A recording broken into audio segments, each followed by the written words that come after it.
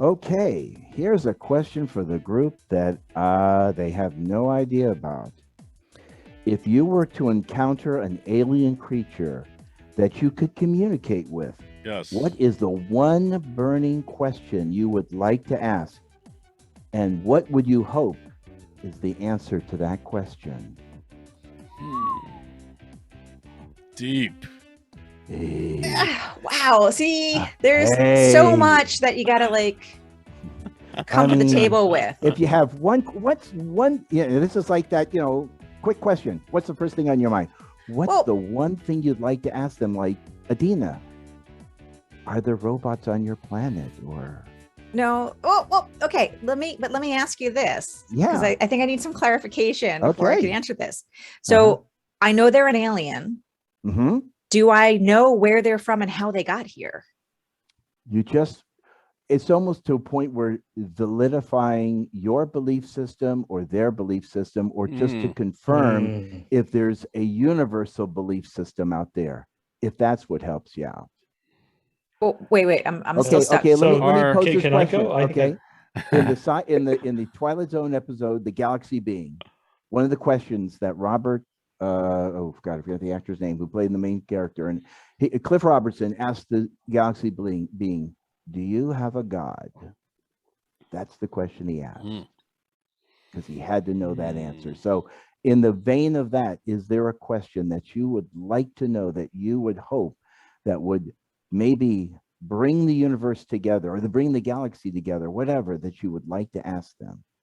Chris is dying. I think he's got it. He's got that yeah, look. I would just, Okay. it's not even like, it's nothing that deep. It's just like, I guess, did you come here on a ship? And I want to know how fast it would go. But I feel like that's two Okay, questions. that's a and that's good, hard. yeah. And I just, I'd be Technical obsessed with question. what kind of, how did you travel here?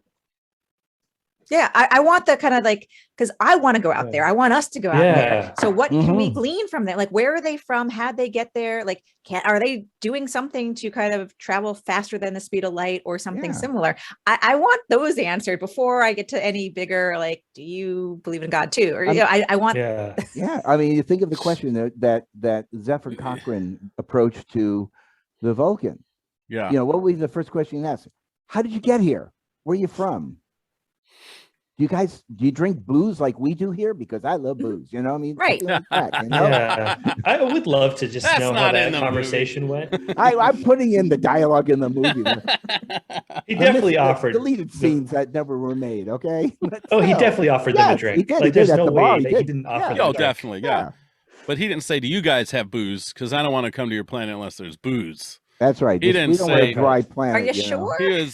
He might have. So what I want to know, the burning question I want to know. Good. Yes, Brian, please. Thank you. Is that if your goal, assuming this alien's goal is good, okay, assuming that they want to take us to their planet or help us travel the universe, I want to know if there's chipotle on their planet, because if there's not, I don't want nothing to do with it. Is that your favorite restaurant? And did we just get a sponsor for our show yet? No, I'm just teasing. I mean, that's something I would say. That's more my joke. I would want to also make sure that the aliens understood that it is in fact the humans that rule and not the dogs, because as Jerry Seinfeld has pointed out in the past, that if an alien came to our planet, saw a human and a dog, and they saw a dog take a crap on the ground, and the human reached down and pick up the crap and put it in a bag and walk around with it, the aliens would assume the dogs were in charge. So I would want to make sure there's some clarity there. Before that, stole that joke then. Well, Carl Sagan, I think, wrote something like that before Jerry Seinfeld's joke in Pale Blue Dot. He talked about, turn it on us. Imagine someone was looking at Earth. How would they know that there was life here? And he went through a very technical process of, once you determine there's an atmosphere and there's water, whatever, once you continue to look in and look in and look in, well, then you see these cars and you see things getting in and out of the cars, and you see the cars going. How would they know the cars aren't the intelligent life and the things getting in and out aren't like parasites, So it's a very similar thing. Very interesting premise. So here's another question, how'd you find us? That's a good point. That's that's my first question. Remember, how did you find us? Because I always have this statement I had to people, UFOs, we're going to, they're here. And I go, how? We're on the far end of one of the spiral arms of the Milky Way galaxy. We're in the Ozarks. No, we're even further than the Ozarks from any other planet. And I mean, really, like, I was running out of whatever fuel they used, and I saw the lights were on your planet, so I thought I'd stop by and see if you have some of the material I need for my whatever device makes them go. We'll leave the light otherwise on for you. we're just way out there. And if they've been listening to our radio signals and TV shows, they might just say, no, that's the planet we want to go around. We'll go check out Mars, maybe. Yeah, I picture them just doing like, hey, want to go check this out? I'm good. And as they landed on Mars, they go, wow, this place is run by little robots that go round and round and round on 6 wheels, because that's all the living creatures there. I think Earth has a lot to offer, though. We have wonderful things like the Grand Tetons and Yellowstone, and we have nature that is absolutely phenomenal all over the world. And I think like how its first contact is portrayed in Star Trek, in particular, one of the greatest films of all time, Star Trek: First Contact. Of course, we got this discussion. We hope that if this is true, if one day we find aliens do exist, we hope that the right people are there to give the best first impression. So I gotta believe that there's more people that are able to give good first impressions than not.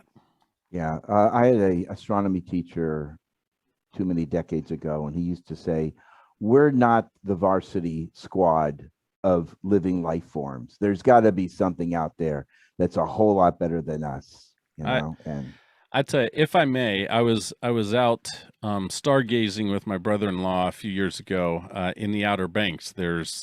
I can't remember it was the Bodie Island Light in the Outer Banks, the lighthouse, and the Milky Way was going to be visible with the naked eye. It's a very dark area of the Outer Banks, and there were a lot of photographers on Facebook and other things. You got to get to this island. You're going to be able to get the lighthouse and the Milky Way across behind it. And of course, they had to adjust their cameras and stuff to get the actual full image. It looked like a cloud of mist to the naked eye, but it was there. You could see it. Unbelievable experience. We get back in the car after stargazing for a couple hours and getting eaten alive by mosquitoes. Okay. And he asked me, a pastor, and he's an agnostic, and just says, as a Christian, Brian, what do you think about the possibility of aliens? Does that ruin your whole faith and belief in the Bible and all that? And I was like, you want to know something, bro? No, because as I look at it, we know this infinitesimal amount of what's really out there.